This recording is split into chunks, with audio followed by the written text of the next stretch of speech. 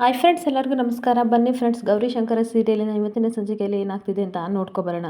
ಅದಕ್ಕೂ ಮುಂಚೆ ಯಾರೆಲ್ಲ ನನ್ನ ವಿಡಿಯೋ ನೋಡ್ತಾ ಇದ್ದೀರಾ ಅವರೆಲ್ಲ ಪುಟ್ಟದೊಂದು ಲೈಕ್ ಮಾಡಿ ಹಾಗೆ ಫಾಲೋ ಮಾಡೋದನ್ನ ಮರಿಬೇಡಿ. ಬನ್ನಿ ಸ್ಟಾರ್ಟ್ ಮಾಡಿ. ಮೊದಲಿಗೆ ಇಲ್ಲಿ ಗಂಗನ ಹತ್ರ ಮಾತಾಡೋಕ್ಕೆ ಅಂತ ರೂಮಿಗೆ ಪಾರ್ವತಿ ಸುನಂದ ಬಂದು ಮಾತಾಡಿ ಎಲ್ಲ ಆದಮೇಲೆ, ಸರಿ ನಿನ್ನ ಕೆಲಸ ಏನೋ ಮಾಡ್ತಾ ಇದ್ದೆ ಅಂತ ಅನ್ಸುತ್ತೆ, ಮಾಡು ಗಂಗಾ ಅಂತ ಸುನಂದ ಹೇಳ್ತಿರ್ಬೇಕಾದ್ರೆ, ಸರಿ ಅಕ್ಕ, ನಿಮ್ಮೆಲ್ಲರ ಆಶೀರ್ವಾದ ನನ್ನ ಮೇಲಿದ್ರೆ ಖಂಡಿತ ನನಗೆ ಒಳ್ಳೇದಾಗುತ್ತೆ ಅಂತ ಈ ಕಡೆ ಗಂಗಾ ನಾಟಕ ಮಾಡ್ತಾ ಇರ್ತಾಳೆ. ಪಾರ್ವತಿ ಸರಿ ಕಣವ ಬರ್ತೀನಿ ಅಂತ ಹೋಗ್ತಿರ್ಬೇಕಾದ್ರೆ, ಅತ್ತೆವ ನಿಮ್ಗೊಂದು ವಿಷಯ ಗೊತ್ತಾ ಅಂತ ಅಂದಾಗ, ಏನು ವಿಷಯವಾ, ಸದ್ಯಕ್ಕೆ ನಿನ್ನ ಮದುವೆ ವಿಷಯ ತಾನೇ ನಮಗೆಲ್ಲ ಖುಷಿ ಕೊಡ್ತಿರೋದು ಅಂತ ಪಾರ್ವತಿ ಹೇಳ್ತಿರ್ಬೇಕಾದ್ರೆ, ಅಯ್ಯೋ ಅತ್ತೆವ, ನನ್ನ ಮದುವೆ ವಿಷಯ ನಮ್ಮನೆಗೆ ಮಾತ್ರ ಖುಷಿ ಕೊಡುತ್ತೆ, ಆದರೆ ಇಡೀ ಕರ್ನಾಟಕಕ್ಕೆ, ಇಡೀ ರಾಜ್ಯಕ್ಕೆ ಬ್ರೇಕಿಂಗ್ ನ್ಯೂಸ್ ಆಗಿರೋ ಒಂದು ವಿಷಯ ಇದೆ, ಅದು ನಿಮಗೆ ಗೊತ್ತಾ ಅನ್ಬೇಕಾದ್ರೆ ಪಾರ್ವತಿ ಮುಖದಲ್ಲಿ ಸ್ವಲ್ಪ ಟೆನ್ಷನ್ ಆಗೇ ಕಾಣ್ತಾ ಇರುತ್ತೆ. ಸುನಂದ ಹೇಳ್ತಿರ್ತಾಳೆ, ಅದೇನು ಅಂತ ಸರಿಯಾಗಿ ಹೇಳು ಗಂಗಾ, ಆ ಥರ ಹೇಳ್ಬೇಡ, ಭಯ ಆಗ್ತಿದೆ ಅಂತ ಅನ್ಬೇಕಾದ್ರೆ, ಏನು ಗೊತ್ತಾ ಅಕ್ಕ, ನಮ್ಮ ಗೌರಿ ಯಾವುದೋ ಲಂಚದ ಕೇಸಲ್ಲಿ ತಗ್ಲಾಕೊಂಡಿದ್ದಾಳಂತೆ ಅಂತ ಹೇಳಿದಾಗ ಆ ಮಾತನ್ನ ಕೇಳಿ ಇವರಿಬ್ಬರಿಗೂ ತುಂಬ ಶಾಕ್ ಆಗ್ತಾ ಇರುತ್ತೆ. ಆಗ ಪಾರ್ವತಿ ಶಾಕ್ ಆಗಿ ಏನು ಹೇಳ್ತಿದ್ದೀವ ಅಂತ ಗಂಗನ ಕೇಳ್ತಿರ್ಬೇಕಾದ್ರೆ, ಯಾಕತ್ತೆವ ನಿಮಗೆ ಗೊತ್ತಿಲ್ವಾ, ಗೌರಿ ಯಾರ ಹತ್ರನೋ ಲಂಚ ತಗೊಂಡು ಸಿಗಾಕೊಂಡಿದ್ದಾಳಂತೆ, ಅದು ಸಾಕ್ಷಿ ಸಮೇತ ಸಿಗಾಕೊಂಡಿದ್ದಾಳೆ,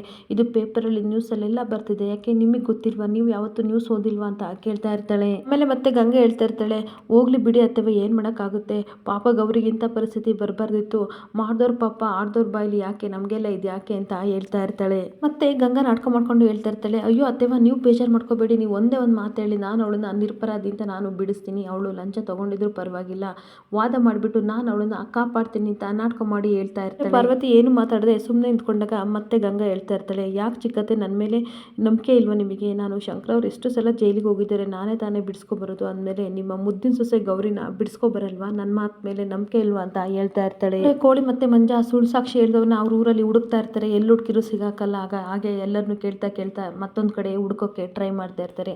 ಇನ್ನೊಂದು ಕಡೆ ತನ್ನ ಮನಸ್ಸಲ್ಲಿ ಪಾರ್ವತಿ ಹೇಳ್ತಾ ಇರ್ತಾಳೆ, ಅಯ್ಯೋ ಶಿವನೇ, ಇವಳು ಎಂಥ ಕ್ರಿಮಿನಲ್ ಅಂತ ನನಗೆ ಗೊತ್ತಿಲ್ವಾ ಅಂತ ಮನಸ್ಸಲ್ಲಿ ಅಂದ್ಕೊಂಡು, ಬೇಡ ಕಣವ, ನಮ್ಮ ಗೌರಿ ಇಂಥ ತಪ್ಪು ಮಾಡಿರಲ್ಲ ಅಂತ ನನಗೆ ಚೆನ್ನಾಗಿ ಗೊತ್ತು ಅಂತ ಹೇಳ್ತಾ ಇರ್ತಾಳೆ. ಯಾರೋ ಪಾಪಿಗಳು ಬೇಕು ಅಂತ ಇಲ್ಲ ಸರಿದ ಆರೋಪನ ಅವಳ ಮೇಲೆ ಹೊರಿಸಿದ್ದಾರೆ, ಇರ್ಲಿ ಕಣವ, ದೇವರು ಅಂತ ಒಬ್ಬಿದ್ದಾನೆ, ಅವರಿಗೆ ತಕ್ಕ ಶಿಕ್ಷೆ ಕೊಡ್ತಾನೆ ಅಂತ ಕೋಪ ಮಾಡ್ಕೊಂಡು ಬೈತಾ ಇರಬೇಕಾದ್ರೆ ಗಂಗಾ ಸಿಟ್ಟು ಮಾಡ್ಕೊಂಡು ಪಾರ್ವತಿನ ನೋಡ್ತಾ ಇರ್ತಾಳೆ. ಮತ್ತೆ ಪಾರ್ವತಿ ಬೇಜಾರು ಮಾಡ್ಕೊಂಡು ಹೇಳ್ತಾ ಇರ್ತಾಳೆ, ಯಾವ ತಪ್ಪು ಮಾಡ್ದಲೇ ಇರೋ ನಮ್ಮ ಗೌರಿಗೆ ಕಪ್ಪು ಚಿಕ್ಕೆನ ಅಳಿಸೋಕ್ಕೆ ಆ ದೇವರು ಯಾವ್ದಾರ ರೂಪದಲ್ಲಿ ಬಂದೇ ಬರ್ತಾನೆ, ಅವಳನ್ನ ಕಾಪಾಡ್ತಾನೆ ಅಂತ ಹೇಳ್ತಾ ಇರ್ತಾಳೆ. ಯಾರು ಅವಳ ಮೇಲೆ ತಪ್ಪನ್ನ ವಹಿಸಿದಾರೋ ಅವನೇ ಬಂದ ಕೈಯಾರೆ ನಾನು ತಪ್ಪಾಯ್ತು ಕ್ಷಮಿಸಿ ಅಂತ ಕೇಳ್ತಾರೆ, ಅಲ್ಲಿವರೆಗೂ ನಾವು ತಾಳ್ಮೆಯಿಂದ ಕಾಯೋಣ ಅಂತ ಹೇಳ್ತಾ ಇರಬೇಕಾದ್ರೆ ತುಂಬ ಬೇಜಾರು ಮಾಡ್ಕೊಂಡು ಅವಳೊಳಗೆ ಗಂಗಾ ಅವ್ರನ್ನ ಗುರಾಯಿಸ್ತಾ ಇರ್ತಾಳೆ. ಸರಿ ನಡೆಯವ ಅಂತ ಸುನಂದನ ಕರ್ಕೊಂಡು ಪಾರ್ವತಿ ಹೋಗ್ತಾ ಇರ್ತಾಳೆ. ಇನ್ನೊಂದು ಕಡೆ ಕೋಳಿ ಮತ್ತೆ ಚುರುಮುರಿ ಇಬ್ರು ಸಹ ವ್ಯಕ್ತಿನ ಹುಡುಕಿ ಸುಸ್ತಾಗಿ ಸಿಗ್ಲಿಲ್ಲ ಅಂತ ಈ ಕಡೆ ಬಂದು ಭೈರವನ ಹತ್ರ ಹೇಳ್ತಾ ಇರ್ತಾರೆ. ಶಂಕರಣ್ಣ ಎಲ್ಲೂ ಸಿಗ್ಲಿಲ್ಲ ಅಂತ ಅಂದಾಗ, ಏನ್ರಲ್ಲ ಹಿಂಗಂತೀರ, ಸರಿಯಾಗಿ ಹುಡುಕಿದ್ರ ಅಂದಾಗ, ಹೌದು ಅಣ್ಣ ಎಲ್ಲ ಕಡೆ ಹುಡುಕಿದ್ವಿ, ಆದ್ರೆ ನನ್ನ ಮಗ ಸಿಗ್ಲೇ ಇಲ್ಲ ಅಂದಾಗ, ಏನ್ರಲ್ಲ ಮಾಡೋದು, ಈ ನನ್ನ ಮಗ ಸಿಕ್ಕಿದ್ರೆ ಸಾಕ್ಷಿ ಸಮೇತ ನಾನು ಗೌರಿ ಅವ್ರನ್ನ ಕಾಪಾಡ್ಬೋದಿತ್ತು, ಏನು ಮಾಡೋದು ಅಂದಾಗ, ಬಿಡು ಅಣ್ಣ, ಏನಾದ್ರು ಒಂದು ದಾರಿ ಮಾಡೋಣ ಅಂತ ಯೋಚನೆ ಮಾಡ್ತಾ ಇರ್ತಾರೆ. ಅಷ್ಟೊತ್ತಿಗೆ ಕೋಳಿ ಹೇಳ್ತಾ ಇರ್ತಾನೆ, ಅಣ್ಣ ಅವತ್ತು ನಾವು ಜಾತ್ರೆಗೆ ಬಂದಿದ್ವಲ್ಲ, ಅವತ್ತು ನಿನ್ನ ಫ್ರೆಂಡ್ ಸಿಕ್ಕಿದ್ನಲ್ಲ, ಅವನಿಗೊಂದು ಕಾಲ್ ಮಾಡಿ ಕೇಳೋ, ಅವಾಗ ಇವನ ಬಗ್ಗೆ ಹೇಳ್ಬೋದು ಅಂತ ಅಂದಾಗ, ಹೂಕಂಡ್ಲ ಒಳ್ಳೆ ಐಡಿಯಾನ ಕೊಟ್ಟೆ ತಡಿ ಅಂದ್ಬಿಟ್ಟು ಕಾರಲ್ಲಿರೋ ಫೋನ್ನ ತಗೊಳಕ್ಕೆ ಅಂತ ಹೋಗ್ತಾ ಇರಬೇಕಾದ್ರೆ ಅಷ್ಟೊತ್ತಿಗೆ ಒಬ್ಬ ವ್ಯಕ್ತಿ ಬಂದ್ಬಿಟ್ಟು, ಅಣ್ಣ ಒಂಚೂರು ಬೆಂಕಿಪಟ್ಟಣ ಕೊಡ್ತೀರಾ ಅಂತ ಕೇಳ್ತಾನೆ. ಆ ವ್ಯಕ್ತಿ ಇವನು ಆಗಿರ್ತಾನೆ. ಅವಾಗ ಅಯ್ಯೋ ಇಲ್ಲೇ ಇದನ್ನೆಲ್ಲ ಈ ನನ್ನ ಮಗ ಇಟ್ಕೊಂಡಿರಲ್ಲ ಅಂತ ಶಂಕರ ಹೇಳ್ತಿರ್ಬೇಕಾದ್ರೆ ಅವನು ಇವ್ರನ್ನ ನೋಡಿ ಓಡ್ತಾ ಇರ್ತಾನೆ. ಬಡ್ಡೈಕ್ಲ ಬೇಗ ಇಟ್ಕೊಬನ್ನಿ ಅಂತ ಅಂದಾಗ ನಿಂತ್ಕೊಳ್ಳ ಅಂತ ಓಡಿಸ್ಕೊಂಡು ಹೋಗ್ತಾ ಇರಬೇಕಾದ್ರೆ ಈ ಕಡೆ ತಪ್ಪಿಸ್ಕೊಂಡು ಆ ಕಳ್ಳ ಓಡೋಗ್ತಾ ಇರ್ತಾನೆ. ಅಯ್ಯೋ ಶಿವನೇ, ನೀನು ಮಡ್ದಂಗಿರು ಬಡವ, ನೀನು ಮಡ್ದಂಗಿರು ಅಂತ ನಾನು ಹೆಂಗೋ ಇದ್ದೆ, ಈ ರುದ್ರಪ್ಪ ನನಗೆ ಸಿಗಾಕ್ಸ್ಬಿಟ್ನಲ್ಲ, ಹೇಗಾದರೂ ಮಾಡಿ ನಾನು ಭದ್ರಿಗೆ ಕಾಲ್ ಮಾಡಬೇಕು ಅಂತ ಈ ಕಡೆ ಶಿವರುದ್ರಪ್ಪನಿಗೆ ಕಾಲ್ ಮಾಡ್ತಾ ಇರ್ತಾನೆ. ಈ ಕಡೆ ರುದ್ರ ಹೇಳ್ತಾ ಇರ್ತಾನೆ, ಸರಿ ರಿಸೀವ್ ಮಾಡು ಯಾರು ಅಂತ ಅಂದಾಗ, ಆ ಲಂಚದ ಕೇಸಲ್ಲಿ ಗೌರಿ ಲಂಚದ ಕೇಸಲ್ಲಿ ಸಿಗಾಕೊಂಡಿದ್ನಲ್ಲ ಅವನು ಫೋನ್ ಮಾಡ್ತಾನೆ ಇದೆ ಅಂತ ಹೇಳ್ತಾ ಇರಬೇಕಾದ್ರೆ, ಏನು ವಿಷಯದಲ್ಲೇ ಅವನು ಕಾಲ್ ಮಾಡಲ್ಲ, ರಿಸೀವ್ ಮಾಡು ಅಂತ ಹೇಳ್ತಾ ಇರ್ತಾನೆ. ಏನಿಲ್ಲ ಅಂದಾಗ, ಅಯ್ಯೋ ಅಣ್ಣ ಸಿಗಾಕೊಬಿಟ್ಟೆ, ಈ ಥರ ಶಂಕರನ ಕೈಲಿ ನಾನು ಸಿಗಾಕೊಂಡಿದ್ದೀನಿ ಅಂದಾಗ ಈ ಕಡೆ ರುದ್ರ ಟೆನ್ಷನ್ ಮಾಡ್ಕೊಂಡು ಹೇಳ್ತಾ ಇರ್ತಾನೆ, ಅವ್ನ ಕೈ ಸಿಗಾಕೊಬಿಡ ಕಂಡ್ಲ, ನೀನು ತಿಥಿ ಮಾಡಿಬಿಡ್ತಾನೆ, ಅಡ್ಡಡ್ಡ ಸೀಳ್ಬಿಡ್ತಾನೆ, ಓಡ್ಲ ಅಂದಾಗ ಸರಿ ಅಂತ ಓಡೋಗ್ತಾ ಇರ್ತಾನೆ.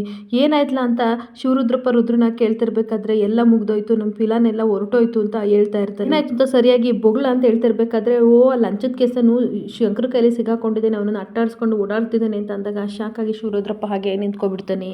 ಇನ್ನೊಂದು ಕಡೆ ಶಿವರುದ್ರಪ್ಪ ಕೋಪ ಮಾಡ್ಕೊಂಡು ಹೇಳ್ತಾ ಇರ್ತಾನೆ, ಹಾಗೆ ಟೆನ್ಷನ್ ಮಾಡ್ಕೊಂಡು ಹೇಳ್ತಾ ಇರ್ತಾನೆ, ಯಾವುದೇ ಕಾರಣಕ್ಕೂ ಅವನು ಶಂಕರ ಕೈಯಲ್ಲಿ ಸಿಗಾಕೋಬಾರ್ದು, ಸಿಗಾಕೊಂಡ್ರೆ ಅಷ್ಟೇ ನಮ್ಮ ಕತೆ ಅಂದಾಗ, ಏನಪ್ಪಯ್ಯ ಈ ಥರ ಹೇಳ್ತಾ ಇದೆಯಾ, ಈಗಷ್ಟೇ ಎನ್ಕ್ವೈರಿ ಕಮಿಟಿಯವರು ನಮ್ಮ ಹತ್ರ ಇದ್ದಾರೆ ಅಂತ ಹೇಳ್ತಾ ಇದ್ದಲ್ವಾ ಅಂದಾಗ, ಆಗಲ್ಲ ಕಂಡ್ಲ ಅಂತ ರುದ್ರ ಹೇಳ್ತಾ ಇರ್ತಾನೆ. ಮತ್ತೆ ರುದ್ರನಿಗೆ ಹೇಳ್ತಾ ಇರ್ತಾನೆ, ಏನು ಗೊತ್ತಂದ್ಲ, ಎನ್ಕ್ವೈರಿ ಕಮಿಟಿಯವರು ನಮ್ಮ ಜೊತೆ ಇರ್ತಾರೆ, ಆದರೆ ಗೌರಿ ವಿರುದ್ಧ ಏನಾದರೂ ಸಾಕ್ಷಿ ಏನಾದರೂ ಸಿಕ್ಕಿಲ್ಲ ಅಂತ ಅಂದರೆ ಅವಳು ಸಸ್ಪೆಂಡು ಆಗೋಕ್ಕಾಗಲ್ಲ, ಏನು ಆಗೋಕ್ಕಾಗಲ್ಲ ಅಂತ ಅಂದಾಗ ಶಾಕ್ ಆಗಿ ರುದ್ರ ಅವ್ರ ಅಪ್ಪನ ನೋಡ್ತಾ ಇರ್ತಾನೆ. ಅಧಿಕಾರಕ್ಕೆ ಅವಳು ಬರಬಾರ್ದು ಕಂಡ್ಲ ರುದ್ರ ಅಂದಾಗ, ಅಯ್ಯೋ ಅಪ್ಪಯ್ಯ ಈ ನನ್ನ ಮಗ ಶಂಕರ ಕೈಲಿ ಹೆಂಗೆ ತಗ್ಲಾಕಂಡ ಹೆಂಗೆ ಸಿಗಾಕೊಂಡ ಅನ್ನೋದೇ ನನಗೆ ದಿಗ್ಲತ್ತೈತೆ ಅಂತ ಹೇಳ್ತಾ ಇರ್ತಾನೆ.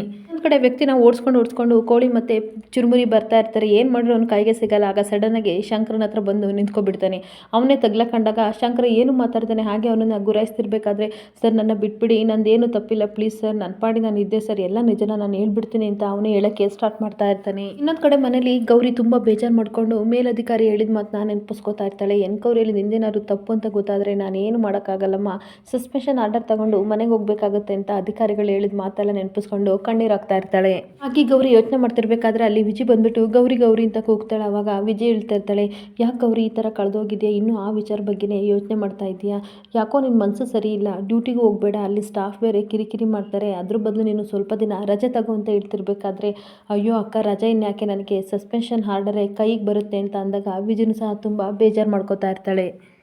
ಆಗ ವಿಜಯ್ ಬಂದು ಪಕ್ಕದಲ್ಲಿ ಕೂತ್ಕೊಂಡು ಯಾಕೆ ಈ ಥರ ಅಂತೀಯ ಅಂತ ಕೇಳ್ತಿರ್ಬೇಕಾದ್ರೆ, ಇದೇ ವಾಸ್ತವ ಅಲ್ವೇನಕ್ಕ, ಯಾರು ನನ್ನ ವಿರೋಧಿಗಳು ಬಂದು ಮಾಡಿರೋದಲ್ಲ, ಇದು ಎಲ್ಲ ನನ್ನ ವಿಧಿ ಹಣೆ ಬರಹ ಅಂತ ಹೇಳ್ತಾ ಇರ್ತಾಳೆ. ಮತ್ತೆ ಹೇಳ್ತಾ ಇರ್ತಾಳೆ, ಒಬ್ಬ ಬಡವ ಅಕ್ಕ, ಅವನು ಕಮಿಟಿ ಮುಂದೆ ಬಂದು ಏನಾದರೂ ಇವರು ಲಂಚ ಕೇಳ್ತಿದ್ರು ಅಂತ ಹೇಳಿದ್ರೆ ಆನ್ ಸ್ಪಾಟ್ ನನ್ನ ಪಬ್ಲಿಕ್ಕಿಂದ ಅವರು ಡಿಸ್ಮಿಸ್ ಮಾಡಿಬಿಡ್ತಾರೆ ಅಕ್ಕ, ನನ್ನ ಕೆಲಸನೇ ಹೋಗುತ್ತೆ ಅಂತ ಬೇಜಾರು ಮಾಡಿಕೊಂಡು ಹೇಳ್ತಾ ಇರ್ತಾಳೆ. ಹಾಗೆ ನಾನು ಮಾಡ್ದಿರೋ ತಪ್ಪಿಗೆಲ್ಲ ನನ್ನ ಕೆರಿಯರೇ ಸ್ಪಾಯ್ಲ್ ಆಗಿಬಿಡುತ್ತೆ ಅಕ್ಕ ಅಂತ ಕಣ್ಣೀರು ಹಾಕೊಂಡು ಹೇಳ್ತಾ ಇರಬೇಕಾದ್ರೆ, ಹಾಗೆಲ್ಲ ಏನೂ ಆಗಲ್ಲ, ನೀನು ಧೈರ್ಯವಾಗಿರು ಅಂತ ಧೈರ್ಯನ ತುಂಬ್ತಾ ಇರ್ತಾಳೆ.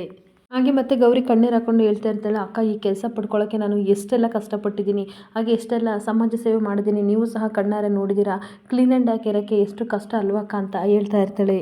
ಇಲ್ಲಿವರೆಗೂ ನಾನು ಯಾರ ಹತ್ರನೂ ಲಂಚ ಕೊಡಿ ಅಂತ ಕೇಳಿಲ್ಲ ಅಕ್ಕ, ಆದರೆ ನಾನು ತೊಗೊಂಡಿಲ್ಲ ಅಂದರೂ ತೊಗೊಂಡಿದ್ದೀಯಾ ಅಂತ ಈ ಥರ ಆರೋಪ ಮಾಡ್ತಾ ಇದ್ದಾರಲ್ಲ, ಇವಾಗ ನನ್ನ ಕೆಲಸನೇ ಹೋಗ್ತಿದೆ, ನನ್ನ ಮನಸ್ಸು ಯಾವ ರೀತಿ ಇರ್ಬೋದು ಯೋಚನೆ ಮಾಡಿ ಅಂತ ಹೇಳ್ತಾ ಇರ್ತಾಳೆ. ಅಕ್ಕ ಅಷ್ಟು ಕಷ್ಟಪಟ್ಟು ನಾನು ಬೆಟ್ಟ ಹತ್ತಿ ಒಂದೇ ಸಲ ಪಾತಾಳಕ್ಕೆ ಬಿದ್ದಂಗೆ ಆಗ್ತಿದೆ ನನ್ನ ಲೈಫ್ ಅಂತ ಹೇಳ್ಕೊಂಡು ತುಂಬ ಕಣ್ಣೀರು ಆಗ್ತಾ ಇರ್ತಾಳೆ. ಗೌರಿ ಕೈ ಹಿಡ್ಕೊಂಡು ವಿಜಯ್ ಸಮಾಧಾನ ಮಾಡ್ತಾ ಇರ್ತಾಳೆ, ನೋಡು ಗೌರಿ ಬೇಜಾರು ಮಾಡ್ಕೋಬೇಡ ಆಯಿತಾ, ಕಷ್ಟಪಟ್ಟು ನೀನು ಈ ಕೆಲಸನ ಗಿಟ್ಟಿಸ್ಕೊಂಡಿದೀಯಾ, ಕಷ್ಟಪಟ್ಟರು ಪರವಾಗಿಲ್ಲ, ಪ್ರಾಮಾಣಿಕತೆಯಾಗಿ ನೀನು ಇದೆಯಾ, ಒಂದಲ್ಲ ಒಂದಿನ ಒಳ್ಳೇದಾಗುತ್ತೆ, ಸಮಾಧಾನ ಮಾಡ್ಕೊ ಅಂತ ಹೇಳ್ತಾ ಇರ್ತಾಳೆ.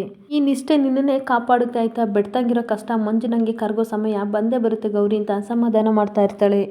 ಆಗ ಗೌರಿ ಕೇಳ್ತಾ ಇರ್ತಾಳೆ, ಅದು ಹೇಗೆ ಸಾಧ್ಯಕ್ಕೆ, ಅದು ಹೇಗೆ ನೀವು ಅನ್ಕೋತಿದ್ದೀರಾ ಅಂದಾಗ, ಅದೇನೋ ಗೊತ್ತಿಲ್ಲ, ನನ್ನ ಮನಸ್ಸಿಗೆ ತುಂಬ ಸ್ಟ್ರಾಂಗಾಗಿ ಅನ್ನಿಸ್ತಿದೆ, ನಿಂದೇನು ತಪ್ಪಿಲ್ಲ ಅಂತ, ಖಂಡಿತ ಪ್ರೂವ್ ಹಾಗೆ ಆಗುತ್ತೆ, ಆ ವ್ಯಕ್ತಿನೇ ನಿಜನ ಒಪ್ಕೊಂಡು ಎಲ್ಲರ ಮುಂದೆ ನಿಜ ಹೇಳಿದರೆ ಅವಾಗೆಲ್ಲ ಸರಿ ಹೋಗುತ್ತೆ ಅಲ್ವಾ ಅಂದಾಗ, ಅಕ್ಕ ನೀವು ಹೇಳ್ತಿರೋ ಹಾಗೆ ಆಗಿಬಿಟ್ರೆ ಆ ವ್ಯಕ್ತಿ ಬಂದು ಕಮಿಟಿ ಮುಂದೆ ನಂದೇನು ತಪ್ಪಿಲ್ಲ ಅಂತ ಹೇಳಿ ನನ್ನನ್ನು ನಿರಪರಾಧಿ ಅಂತ ಪ್ರೂವ್ ಮಾಡಿದರೆ ನನಗೆ ಎಷ್ಟು ಆನಂದ ಆಗುತ್ತೋ ನನಗಂತೂ ಗೊತ್ತಿಲ್ಲ ಅಂತ ಹೇಳ್ತಾ ಇರ್ತಾಳೆ. ಹಾಗೆ ಅವಳು ಮಾತನ್ನೆಲ್ಲ ಕೇಳ್ಕೊಂಡು ಸಮಾಧಾನ ಮಾಡಿಕೊಂಡು ಗೌರಿ ಇಷ್ಟಾದರೆ ಸಾಕಕ್ಕ ಅಂತ ತನ್ನ ಅಕ್ಕನ ಭುಜದ ಮೇಲೆ ಹಾಗೆ ಮಲ್ಕೊಬಿಡ್ತಾಳೆ. ಇನ್ನೊಂದು ಕಡೆ ಇಲ್ಲಿ ಶಂಕರ ಆ ವ್ಯಕ್ತಿನ ಹಿಡ್ಕೊಂಡು ಹಾಗೆ ಕೂರಿಸ್ಬಿಟ್ಟು ಚುರುಮುರಿ ನೀರು ತಗೋಬೋ ಇಲ್ಲಿ ಸ್ವಲ್ಪ ಕುಡಿಲಿ ಅಂತ ಹೇಳಿದಾಗ ಚುರುಮುರಿ ನೀರು ತಂದು ಕೊಡ್ತಾನೆ. ಕುಡ್ದಾದ್ಮೇಲೆ ಬೊಗಳು ನಿನ್ನ ಹಿಂದೆ ಯಾರು ಇರೋದು, ಇಂಥ ಕೆಲಸ ಮಾಡೋಕ್ಕೆ ಯಾರು ಹೇಳಿದ್ರು ಅಂತ ಹೇಳು ಅಂತ ಹೇಳ್ತಿರ್ಬೇಕಾದ್ರೆ ಆ ವ್ಯಕ್ತಿ ಗಡಗಡ ಅಂತ ನಡುಗ್ತಾ ಇರ್ತಾನೆ. ಚುರುಮುರಿ ಹೇಳ್ತಾ ಇರ್ತಾನೆ, ಎಲ್ಲ ನಿಜನ ಹೇಳ್ತೀಯ ಅಥವಾ ಅಣ್ಣ ಕೈಲಿ ನಾ ಕೊದೆ ತಿಂತಿ ಅಂದಾಗ, ಇಲ್ಲ ಅಣ್ಣ ಎಲ್ಲನೂ ಹೇಳ್ತೀನಿ ಅಂತ ಅಂದಾಗ ಶಂಕರ ವೀಡಿಯೋ ಮಾಡ್ಕೊಳ್ಳ ಅಂತ ಕೋಳಿ ಕೊಡ್ತಾನೆ. ಆಗ ಕೋಳಿ ವೀಡಿಯೋ ಮಾಡ್ಕೊತಿರ್ಬೇಕಾದ್ರೆ ಈ ಕಡೆ ವ್ಯಕ್ತಿ ಹೇಳ್ತಾ ಇರ್ತಾನೆ, ಡಿ ಸಿ ಮೇಡಮು ತುಂಬ ಒಳ್ಳೆಯವರು, ಅವ್ರು ಯಾರೂ ಸಹ ನನ್ನ ಮೇಲೆ ತಪ್ಪನ್ನ ಮಾಡಿಲ್ಲ, ಆದರೆ ನಾನೇ ಈ ಥರ ತಪ್ಪು ಮಾಡಿದ್ದು, ಯಾರೋ ಒಬ್ಬರು ನನಗೆ ದುಡ್ಡು ಕೊಡ್ತಾ ಇದ್ರು, ಅವಾಗವಾಗ ಎಣ್ಣೆ ಕುಡಿಸ್ತಾ ಇದ್ರು, ಈ ಅಮ್ಮ ತುಂಬ ಒಳ್ಳೆಯವರು, ಬಡವ್ರು ಕಂಡ್ರೆ ತುಂಬ ಇಷ್ಟ, ಎಲ್ಲರಿಗೂ ಸಹ ಹೆಲ್ಪ್ ಮಾಡ್ತಾ ಇದ್ಲು ಅಂತ ಹೇಳ್ತಾ ಇರ್ತಾನೆ. ಮತ್ತೆ ಹೇಳ್ತಾ ಇರ್ತಾನೆ, ದೇವ್ರಂತರು ಡಿ ಸಿ ಮೇಡಮ್ ಯಾರ ಹತ್ರನೂ ಲಂಚ ಕೇಳಿಲ್ಲ, ಅವತ್ತು ನಾನು ಇಂಟರ್ವ್ಯೂನಲ್ಲಿ ಹೇಳಿದ್ದೆಲ್ಲ ಸುಳ್ಳು ಅಂತ ಹೇಳ್ತಾ ಇರಬೇಕಾದ್ರೆ ಶಂಕರ ಹಾಗೆ ಮೌನವಾಗಿ ಅವ್ನ ಮಾತನ್ನ ಕೇಳ್ಕೊತಾ ಇರ್ತಾನೆ. ಅವ್ರದ್ದೇನು ತಪ್ಪಿಲ್ಲ, ಇದರಲ್ಲಿ ಎಲ್ಲ ನಂದೇ ತಪ್ಪು ಅಂತ ಅಂದಾಗ ಈ ಕಡೆ ವಿಡಿಯೋ ಎಲ್ಲ ಮಾಡ್ಕೊಬಿಟ್ಟು ಮತ್ತೆ ಹೇಳ್ತಾ ಇರ್ತಾನೆ, ನಿನ್ನ ಯೋಗ್ಯತೆನ ನೀನೇ ಕಳ್ಕೊಂಡಲ್ಲ ಅಂತ ಉಗಿತಿರ್ತಾನೆ. ಆಗ ಕೋಳಿ ಹೇಳ್ತಾ ಇರ್ತಾನೆ, ಇದನ್ನೆಲ್ಲ ಯಾರು ಮಾಡಿಸಿದ್ದು ಅಂತ ಕೇಳೋಣ ಅಂತ ಅಂದಾಗ, ಯಾರು ಬೊಗಳಲ್ಲ ಅಂತ ಅಂದಾಗ ರುದ್ರ ಮತ್ತು ಶಿವರುದ್ರಪ್ಪ ಅಂತ ಅಂದಾಗ ಅವರಿಬ್ಬರು ಹೆಸರನ್ನು ಕೇಳಿ ಈ ಕಡೆ ಶಂಕರನ್ಗೆ ತುಂಬ ಶಾಕ್ ಆಗ್ತಾ ಇರುತ್ತೆ. ಹಾಗೆ ಶಂಕರ ನೆನ್ಪು ಮಾಡ್ಕೋತಾ ಇರ್ತಾನೆ, ಅವತ್ತೊಂದಿನ ರುದ್ರಪ್ಪ ಹೇಳಿರ್ತಾನೆ, ಅಣ್ಣ ಅತ್ತಿಗೆಗೆ ತುಂಬ ಜನ ಮರ್ಯಾದೆ ಕೊಡ್ತಾಯಿದ್ರು, ಅದನ್ನು ನೋಡೋಕ್ಕಾಗ್ದಲೆ ನಾನೇ ಅವನನ್ನು ಸಾಯಿಸ್ಬಿಟ್ಟೆ ಅಂತ ಹೇಳಿದ ಮಾತೆಲ್ಲ ನೆನಪಿಸ್ಕೊಂಡು ಈ ಕಡೆ ಶಂಕರ ಕೋಪ ಮಾಡ್ಕೋತಾ ಇರ್ತಾನೆ. ಹಾಗೆ ಮನೆಗೆ ಬಂದು ನಡೆದ ವಿಷಯನೆಲ್ಲ ಹೇಳಿದಾಗ ಭೈರದೇವಿ, ಗಂಗಾ, ಪಾರ್ವತಿ ಎಲ್ಲರೂ ಸಹ ತುಂಬ ಬೇಜಾರು ಮಾಡ್ಕೋತಾ ಇರ್ತಾರೆ. ಆಗ ಭೈರದೇವಿ ಕೋಪ ಮಾಡ್ಕೊಂಡು ಕೇಳ್ತಾ ಇರ್ತಾಳೆ, ಯಾವಾಗ ಬಂದ ಅವನು ಅಂತ ಕೇಳ್ತಿರ್ಬೇಕಾದ್ರೆ, ನನಗೂ ಗೊತ್ತಿಲ್ಲ ಅವ ಯಾವಾಗ ಬಂದ, ಎಲ್ಲಿದ್ದಾನೆ ಏನು ಅಂತ ಗೊತ್ತಿಲ್ಲ, ಆದರೆ ಬಂದವನೇ ಈ ಥರ ಕಚಡ ಕೆಲಸ ಮಾಡೋಕ್ಕೆ ಶುರು ಮಾಡ್ಕೊಂಡಿದ್ದಾನೆ ಅಂತ ಹೇಳಿದಾಗ, ಅವನದು ಒಂದು ಜನ್ಮನ ಅಂತ ಕಚಡ ಕೆಲಸ ಮಾಡಿಬಿಟ್ಟು ಜೈಲಿಗೆ ಹೋಗ್ಬಿಟ್ಟು ಬಂದಾನೆ, ಈಗಾದರೂ ಒಳ್ಳೆ ಬುದ್ಧಿ ಕಲ್ತ್ಕೋಬೇಕಲ್ವ ಅಂತ ಬೈತಾ ಇರ್ತಾಳೆ. ಆಗ ಮತ್ತೆ ಭೈರದೇವಿ ಬೇಕಂತಲೇ ಒಂದು ಜನ್ಮಕ್ಕೆ ಇದ್ರಷ್ಟು ಹೋದ್ರಷ್ಟು ಅಂತ ಬೈತಾ ಇರಬೇಕಾದ್ರೆ ಪಾರ್ವತಿ ಕಣ್ಣೀರು ಹಾಕ್ಕೊಂಡು ಸುನಂದಂಗೆ ಹೇಳ್ತಾ ಇರ್ತಾಳೆ, ಅವರಿಬ್ಬರು ಮಾಡಿದ ತಪ್ಪಿಗೆ ನಾವಿಬ್ಬರು ಅನ್ನಿಸ್ಕೊತಾ ಇದ್ದೀವಿ ಅಂತ ಹೇಳ್ತಿರ್ಬೇಕಾದ್ರೆ, ಬಿಡಿ ಅತ್ತೆವ ಏನು ಮಾಡೋಕ್ಕಾಗುತ್ತೆ, ನಾವು ಪಡ್ಕೊ ಬಂದಿರೋದು ಇಷ್ಟ ಅಲ್ವಾ ಅಂತ ಹೇಳ್ತಾ ಇರ್ತಾಳೆ. ಆಗ ಶಂಕರ ಹೇಳ್ತಾ ಇರ್ತಾನೆ, ಅಲ್ಲ ಕಣವ, ಅವರಿಬ್ರು ತಪ್ಪು ಮಾಡಿದ್ದಕ್ಕೆ ಇವರಿಬ್ರಿಗೆ ಯಾಕೆ ಶಿಕ್ಷೆ ಕೊಡ್ತಾ ಇದೆಯಾ, ಎಷ್ಟೇ ಅವ್ನು ತಪ್ಪು ಮಾಡಿದ್ರು ಅವರಿಬ್ರು ತಾಳಿ ಕಟ್ಟಿರೋ ಗಂಡಂದಿರಿ ಇವರಿಗೆ ಅಂತ ಹೇಳ್ತಾ ಇರ್ತಾನೆ. ಶಂಕರ ಅವ್ರ ಅಮ್ಮನಿಗೆ ಹೇಳ್ತಾ ಇರ್ತಾನೆ, ನೋಡಿ ಅವ್ವ, ಅವರು ತಪ್ಪು ಮಾಡಿದರೆ ಅವರಿಗೆ ಶಿಕ್ಷೆನ ದೇವರು ಕೊಡ್ತಾನೆ, ಆದರೆ ನಾವು ಇವರಿಗೆ ಶಿಕ್ಷೆ ಕೊಡೋದು ತಪ್ಪಲ್ವಾ ಅಂತ ಹೇಳ್ತಾ ಇರ್ತಾನೆ.